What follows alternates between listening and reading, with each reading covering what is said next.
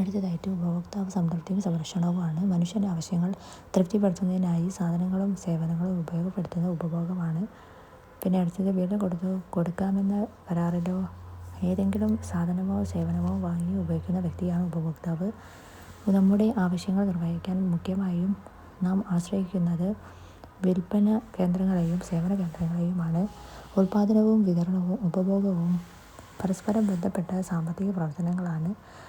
പിന്നെ സാധനങ്ങളുടെയും സേവനങ്ങളുടെയും ഉപയോഗത്തിൻ്റെ ഫലമായി ഉപഭോക്താക്കളുടെ ആവശ്യങ്ങൾ സഫലീകരിക്കുന്നതാണ് സംതൃപ്തി എന്ന് പറയുന്നത്. ഉപഭോക്താക്കൾ ചൂഷണം ചെയ്യപ്പെടുകയോ കബളിപ്പിക്കപ്പെടുകയോ ചെയ്യുന്ന സന്ദർഭങ്ങളാണ്. അടുത്തതായിട്ട് പറയുന്നത് ഗുണമേന്മയില്ലാത്ത സാധനങ്ങൾ വിൽക്കുന്നത്, മായം ചേർക്കുന്നത്, അമിതവില ഈടാക്കുന്നത്, അളവിലും തൂക്കത്തിലും കൃത്രിമം കാണിക്കുന്നത്, സേവനങ്ങൾ ലഭ്യമാക്കുന്നതിൽ കാലതാമസം വരുത്തുന്നത് തുടങ്ങിയവയാണ് 1986 ഉപഭോക്തൃ സംരക്ഷണ നിയമമാണ്. അടുത്തതായിട്ട് ഉപഭോക്താക്കളുടെ അവകാശങ്ങൾ സ്പഷ്ടമായി നിർവചിക്കുകയും ഉപഭോക്തൃ സംരക്ഷണത്തിനായി ഇന്ത്യയിൽ പ്രത്യേകമായി നീതിന്യായ സംവിധാനം സ്ഥാപിതമാക്കുകയും ചെയ്യുന്നതിന് കാരണമായ നിയമമാണിത്. ഐക്യരാഷ്ട്രസഭ ഉപഭോക്തൃ സംരക്ഷണം സംബന്ധിച്ച മാർഗരേഖകൾ ഉൾക്കൊള്ളുന്ന പ്രമേയം അംഗീകരിച്ച വർഷമാണ് 1985. ദേശീയ ഉപഭോക്തൃ നിയമം നിലവിൽ വന്നത് 1986 ഡിസംബർ 24 ഉപഭോക്തൃ സംരക്ഷണ നിയമം 1986 പകരം നിലവിൽ വന്ന നിയമമാണ് ഉപഭോക്തൃ സംരക്ഷണ നിയമം 2019. ഉപഭോക്തൃ സംരക്ഷണ നിയമം അനുശാസിക്കുന്ന ഉപഭോക്താക്കളുടെ ആവശ്യങ്ങളിൽ പ്രധാനപ്പെട്ടവയാണ് അടുത്തതായിട്ട് പറയുന്നത്. ജീവനും സ്വത്തിനും ഹാനികരമാകുന്ന സാധനം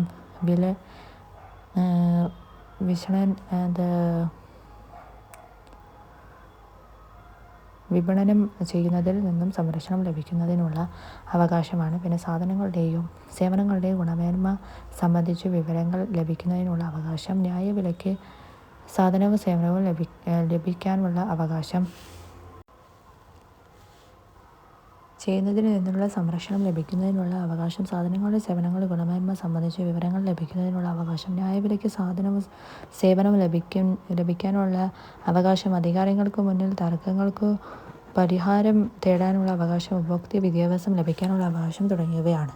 പിന്നെ അടുത്തത് ദേശീയ ഉപഭോക്തൃ ദിനം ഡിസംബർ 24. ലോക ഉപഭോക്തൃ അവകാശ ദിനം മാർച്ച് 24. അടുത്തത് ഉപഭോക്തൃ കോടതിയാണ്. ഉപഭോക്തൃ സംരക്ഷണ നിയമത്തിൻ്റെ ഫലമായി സ്ഥാപിക്കപ്പെട്ടവയാണ് ഉപഭോക്തൃ കോടതികൾ എന്ന് പറയുന്നത്. ഉപഭോക്താവിന് ഉൽപ്പാദകരിൽ നിന്നോ വിതരണക്കാരിൽ നിന്നോ തൃപ്തികരമല്ലാത്ത അനുഭവങ്ങൾ ഉണ്ടാകുമ്പോൾ ഉപഭോക്താവിനെ നിയമപരമായി സഹായിക്കാൻ ചുമതലപ്പെട്ട സംവിധാനമാണ് ഉപഭോക്തൃ കോടതി എന്ന് പറയുന്നത്. ഉപഭോക്തൃ തർക്കങ്ങളിൽ ഇടപെട്ട് നഷ്ടപരിഹാരം ഉൾപ്പെടെ ഉപഭോക്താവിന് നീതി ലഭ്യമാകുന്നത് ഉപഭോക്തൃ കോടതിയിൽ നിന്നാണ്. ഉപഭോക്താക്കളിൽ ആത്മവിശ്വാസം സൃഷ്ടിക്കുകയും ജീവിതത്തിൽ ഗുണപരമായ മാറ്റം വരുത്തുകയും ചെയ്യുന്നത് ഉപഭോക്തൃ കോടതിയാണ്. ത്രിതല ഉപഭോക്തൃ കോടതികളാണ് അടുത്തതായിട്ട്. ജില്ലാ ഉപഭോക്തൃ തർക്ക പരിഹാര ഫോറം, സംസ്ഥാന ഉപഭോക്തൃ തർക്ക പരിഹാര കമ്മീഷൻ, ദേശീയ ഉപഭോക്തൃ തർക്ക പരിഹാര കമ്മീഷൻ എന്നിവയാണ്. അടുത്തത് ഉപഭോക്തൃ കോടതികളുടെ പ്രധാന സവിശേഷതകളാണ്. നടപടിക്രമങ്ങൾ ലളിതമാണ്. അതിവേഗം നീതി ഉറപ്പുവരുത്തുന്നു. വ്യവഹാര ചെലവ് വളരെ കൂടുതലാണ്. അടുത്ത 2019 ഉപഭോക്തൃ സംരക്ഷണ നിയമം വിവിധ ഉപഭോക്തൃ തർക്ക പരിഹാര കമ്മീഷൻ്റെ അധികാര പരിധിയിലും ഘടനയിലും മാറ്റങ്ങൾ വരുത്തി. പിന്നെ ഉപഭോക്തൃ തർക്ക പരിഹാര കമ്മീഷൻ ഉപഭോക്തൃ സംരക്ഷണ നിയമം 1986 പ്രകാരം ഉപഭോക്തൃ സംരക്ഷണ നിയമം 2019 പ്രകാരം കൊടുത്തിട്ടുണ്ട്. ഇപ്പോൾ ഇത് പ്രവർത്തന മേഖലയാണ് ആദ്യമായിട്ട് പറയുന്നത്. ജില്ലാ ഉപഭോക്തൃ തർക്ക പരിഹാര കമ്മീഷൻ, അതിൻ്റെ ഘടന പ്രസിഡന്റും 2 അംഗങ്ങളും 1 അംഗമെങ്കിലും വനിതയാണ്. പിന്നെ ജില്ലാതലത്തിൽ പ്രവർത്തിക്കുന്നു. ഉപഭോക്തൃ സംരക്ഷണ നിയമം ജില്ലാതലത്തിൽ പ്രവർത്തിക്കുന്നു. പിന്നെ അതിന് താഴെ എഴുതിയിട്ടുള്ളത് പ്രസിഡന്റും 2-ൽ കുറയാത്തതും എന്നാൽ കേന്ദ്ര ഗവൺമെൻറ്റുമായി കൂടിയാലോചിച്ച് തീരുമാനിക്കുന്നത്രയും അംഗങ്ങളാണ്. പിന്നെ അധികാര പരിധിയാണ് അടുത്തതായിട്ട്. ഉപഭോക്തൃ സംരക്ഷണ നിയമത്തിൽ 20 ലക്ഷം രൂപ വരെയുള്ള തർക്കങ്ങൾ പരിഹരിക്കുന്നു. ഉപഭോക്തൃ സംരക്ഷണ നിയമം 2019 പ്രകാരത്തിൽ 1 കോടി രൂപ വരെയുള്ള തർക്കങ്ങൾ പരിഹരിക്കുന്നുണ്ട്. പിന്നെ അടുത്തത് പ്രവർത്തന മേഖലയാണ്. സംസ്ഥാന ഉപഭോക്തൃ തർക്ക പരിഹാര കമ്മീഷനാണ് അടുത്ത പ്രവർത്തന മേഖലയിൽ സംസ്ഥാന തലത്തിൽ പ്രവർത്തിക്കുന്നുണ്ട്. പിന്നെ 2019 പ്രകാരം സംസ്ഥാന തലത്തിൽ തന്നെയാണ് പ്രവർത്തിക്കുന്നത്. പിന്നെ ഇതിൻ്റെ ഘടനയാണ് പ്രസിഡന്റ് 2 അംഗങ്ങളും 1 അംഗമെങ്കിലും വനിതയാണ്. കൂടുതൽ അംഗങ്ങളെ നിയമിക്കാൻ സംസ്ഥാന സർക്കാരിന് അധികാരമുണ്ട്. ഇനി അടുത്തത് ഉപഭോക്തൃ സംരക്ഷണ നിയമം 2019 പ്രകാരമുള്ളതാണ് പറയുന്നത്. പ്രസിഡന്റും 4 കുറയാത്തതും എന്നാൽ കേന്ദ്ര ഗവൺമെൻറ്റുമായി കൂടി ആലോചിച്ച് തീരുമാനിക്കാവുന്ന അത്രയും അംഗങ്ങളിൽ കൂടരുത്. പിന്നെ അധികാര പരിധിയാണ്. ഉപഭോക്തൃ സംരക്ഷണ നിയമം 1986 പ്രകാരം 20 ലക്ഷം രൂപയ്ക്ക് മുകളിൽ 1 കോടി രൂപ വരെയുള്ള തർക്കങ്ങൾ പരിഹരിക്കുന്നു. പിന്നെ 2019 പ്രകാരം 1 കോടി രൂപയ്ക്ക് മുകളിൽ 10 കോടി രൂപ വരെയുള്ള തർക്കങ്ങൾ പരിഹരിക്കുന്നു. പിന്നെ ദേശീയ ഉപഭോക്തൃ തർക്ക പരിഹാര കമ്മീഷനാണ് ഇതിൻ്റെ പ്രവർത്തന മേഖലയാണ്. അടുത്തായിട്ട് ദേശീയ തലത്തിലാണ് പ്രവർത്തിക്കുന്നത്. ഉപഭോക്തൃ സംരക്ഷണ നിയമം 1986 പ്രകാരം ദേശീയ തലത്തിലാണ് പ്രവർത്തിക്കുന്നത്. 2019 പ്രകാരം ദേശീയ തലത്തിൽ തന്നെയാണ് പ്രവർത്തിക്കുന്നത്. ഇതിൻ്റെ ഘടന പ്രസിഡന്റും 4 കുറയാത്ത അംഗങ്ങളും കൂടുതൽ അംഗങ്ങളെ നിയമിക്കാൻ കേന്ദ്ര സർക്കാരിന് അധികാരമുണ്ട്. 2019 പ്രകാരം പ്രസിഡന്റും 4 കുറയാത്ത അംഗങ്ങളുമാണ്. പിന്നെ അധികാര പരിധിയാണ്.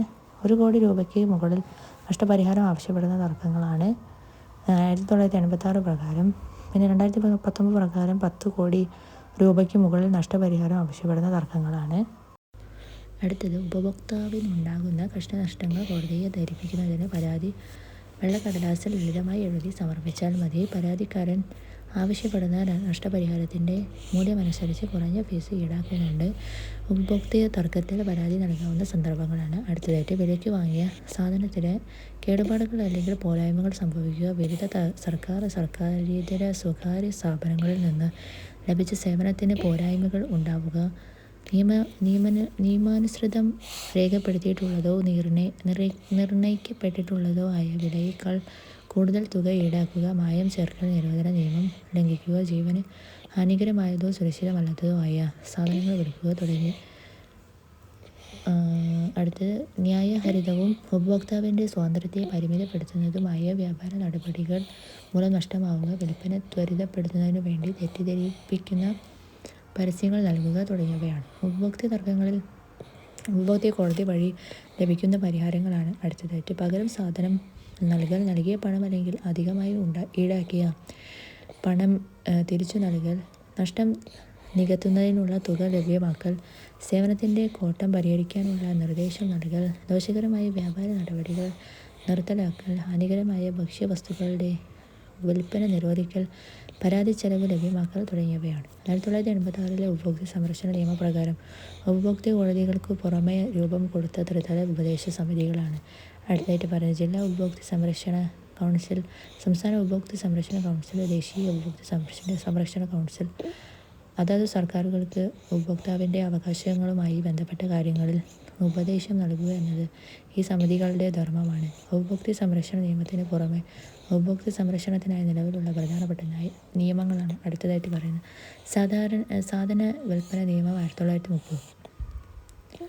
സാധനങ്ങൾ വാങ്ങുന്നതിനുള്ള വ്യവസ്ഥകൾ പാലിക്കപ്പെടുന്നുവെന്ന് ഉറപ്പുവരുത്തുന്നു. ഗ്യാരണ്ടി, വാറണ്ടി, വിൽപ്പനാനന്തര സേവനം എന്നിവയുടെ ലംഘനം ഏതു നിയമത്തിൻ്റെ പരിധിയിൽ പെടുന്നു? അടുത്തത് കാർഷികോൽപ്പന്ന ഗ്രേഡിംഗ് ആൻഡ് മാർക്കിംഗ് നിയമം 1936. കാർഷികോൽപ്പന്നങ്ങളുടെ നിലവാരം നിശ്ചയിക്കുന്ന നിയമമാണിത്. ആവശ്യദാന നിയമം 1955. കൊള്ളലാഭം, പൂഴ്ത്തിവെപ്പ്, കരിവഞ്ചന എന്നിവയിൽ നിന്ന് ഉപഭോക്താവിന് സംരക്ഷണം നൽകുന്ന നിയമമാണിത്. അളവുതൂക്ക നിലവാര നിയമം 1976. അളവിലും തൂക്കത്തിലും ഉള്ള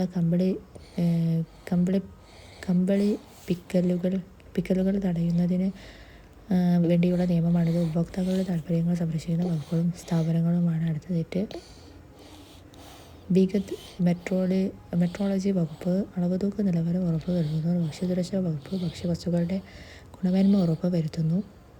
കേന്ദ്ര ഔഷധവില നിയന്ത്രണ കമ്മിറ്റി മരുന്നുകളുടെ വില നിയന്ത്രിക്കുന്നു. ഡ്രഗ്സ് കൺട്രോൾ വകുപ്പ് മരുന്നുകളുടെ ഗുണമേന്മ, സുരക്ഷിതത്വം എന്നിവ ഉറപ്പുവരുത്തുന്നു. Food safety and standard authority of India ഉൽപ്പാദനം, വിതരണം, സംഭരണം, വിൽപ്പന, ഇറക്കുമതി തുടങ്ങിയ വിവിധ ഘട്ടങ്ങളിൽ ഭക്ഷ്യവസ്തുക്കളുടെ ഗുണനിലവാരം ഉറപ്പാക്കുന്നു തുടങ്ങിയവയാണ്. സാധനങ്ങളുടെയും സ്ഥാപനങ്ങളുടെയും നിലവാരം വിലയിരുത്തി അതിൻ്റെ അടിസ്ഥാനത്തിൽ ചില ചിഹ്നങ്ങൾ നൽകി വരുന്നു. സാധനങ്ങളുടെയും സ്ഥാപനങ്ങളുടെയും ഗുണമേന്മ ഉറപ്പുവരുത്താൻ ഉപഭോക്താവിനെ ഈ ചിഹ്നങ്ങൾ സഹായിക്കുന്നു. ചിഹ്നങ്ങളും ഉൽപ്പന്നങ്ങളാണ് അടുത്തതായിട്ട്. ആദ്യത്തെ ചിഹ്നം ബ്യൂറോ ഓഫ് ഇന്ത്യൻ സ്റ്റാൻഡേർഡ് ഉൽപ്പന്നങ്ങളുടെ നിശ്ചിത ഗുണനിലവാരം ഉറപ്പാക്കുന്നതിനാണ് ഈ ഒരു ISI മുദ്ര നൽകുന്നത്. വൈദ്യുത ഉപകരണങ്ങൾ, cement, paper, paint, gas cylinder തുടങ്ങിയ ഉൽപ്പന്നങ്ങളിൽ ഈ ചിഹ്നം കാണാം. അടുത്ത ചിഹ്നം ISO ആണ്. International Organization for Standardization. ISO India അടക്കം 120-ലധികം രാഷ്ട്രങ്ങളിലെ സാധനങ്ങളുടെയും സേവനങ്ങളുടെയും ഗുണമേന്മ സാക്ഷ്യപ്പെടുത്തുന്നു. ആശുപത്രികൾ, ബാങ്കുകൾ മുതലായ സേവന സ്ഥാപനങ്ങൾക്കും നിരവധി ഉൽപ്പന്നങ്ങൾക്കും ISO അംഗീകാരം നൽകുന്നു. പിന്നെ BIS ആണ്. സ്വർണ്ണാഭരണങ്ങളുടെ പരിശുദ്ധി സൂചിപ്പിക്കുന്ന BIS, bureau of Indian standard. അടുത്ത CE ആണ്. ഇലക്ട്രിക്കൽ ഉപകരണങ്ങളുടെ സുരക്ഷ സാക്ഷ്യപ്പെടുത്തുന്നതിന് ഈ ചിഹ്നം അന്തർദേശീയമായി ഉപയോഗിക്കുന്നു. അടുത്ത ഗവൺമെൻറ് ഓഫ് ഇന്ത്യ. കാർഷിക വന ഉൽപ്പന്നങ്ങളുടെ ഗുണമേന്മ ഉറപ്പാക്കുന്നതിന് അഗ്മാർക്ക് എന്ന ചിഹ്നം ഉപയോഗിക്കുന്നു. അടുത്ത വെജ്, നോൺ വെജ്, സസ്യേതര ആഹാര വസ്തുക്കൾ തിരിച്ചറിയാൻ ഈ ചിഹ്നങ്ങൾ അടയാളപ്പെടുത്തുന്നു. അടുത്ത FPO. പഴവർഗ്ഗങ്ങളിൽ നിന്നും പച്ചക്കറികളിൽ നിന്നുമുള്ള ഉൽപ്പന്നങ്ങളുടെ സുരക്ഷിതത്വവും നിലവാരവും സാക്ഷ്യപ്പെടുത്തുന്നു. ഫുഡ് പ്രൊഡക്ട്സ് ഓർഡർ എന്നതിൻ്റെ ചുരുക്കരൂപമാണ് FPO.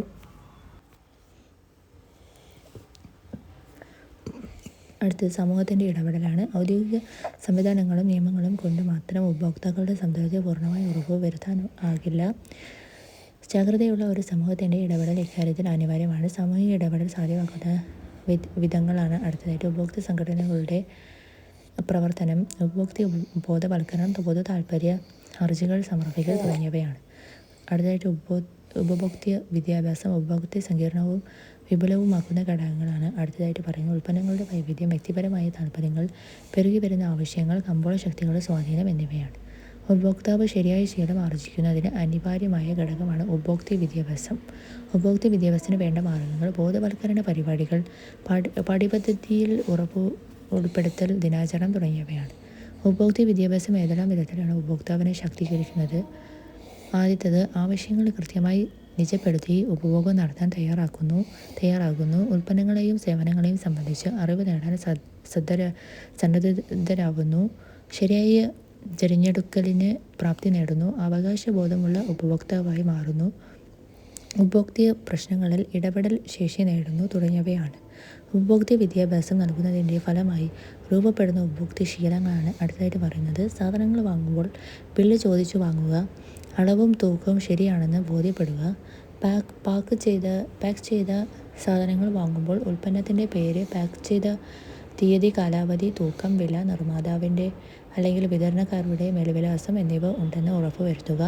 സാധനങ്ങളുടെ നിലവാരം സൂചിപ്പിക്കുന്ന ചിഹ്നങ്ങൾ ശ്രദ്ധിക്കുക. വാങ്ങുന്ന സാധനങ്ങളുടെ ഉപയോഗക്രമം, പ്രവർത്തിപ്പിക്കുന്ന വിധം എന്നിവ മനസ്സിലാക്കുക തുടങ്ങിയവയാണ്. CDRC ഫീസ് ഘടനയാണ് അടുത്തായിട്ട് പറയുന്നത്. ചരക്കുകളുടെയോ സേവനങ്ങളുടെയോ മൊത്തം മൂല്യവും ക്ലെയിം ചെയ്ത നഷ്ടപരിഹാരവും പിന്നെ അടയ്ക്കേണ്ട ഫീസ് തുകയാണ് അടുത്ത കള്ളിയിൽ കൊടുത്തിട്ടുള്ളത്. ആദ്യത്തെ കള്ളിയിലുള്ളത് 5 ലക്ഷം രൂപ വരെ അതിന് ഫീസില്ല. 5 ലക്ഷം രൂപ മുതൽ 10 ലക്ഷം വരെ 200 രൂപയാണ്. 10 ലക്ഷം മുതൽ 20 ലക്ഷം വരെ 400 രൂപയാണ്. 20 ലക്ഷം മുതൽ 50 ലക്ഷം വരെ 1000 രൂപയാണ്. 50 ലക്ഷം മുതൽ 1 കോടി വരെ 2000 രൂപയാണ്. 1 കോടി മുതൽ 2 കോടി വരെ 2500 രൂപയാണ്. 2 കോടി മുതൽ 4 കോടി വരെ 3000 രൂപയാണ്. 4 കോടി മുതൽ 6 കോടി വരെ 4000 രൂപയാണ്. 6 കോടി മുതൽ 8 കോടി വരെ 5000 രൂപയാണ്. 8 കോടി മുതൽ 10 കോടി വരെ 6000 രൂപയാണ്. 10 കോടിക്ക് മുകളിലുള്ളത് 7500 രൂപയാണ്. അപ്പോൾ ഇത്രയും കാര്യങ്ങളാണ് ഈ ഒരു ചാപ്റ്ററിലുള്ളത്.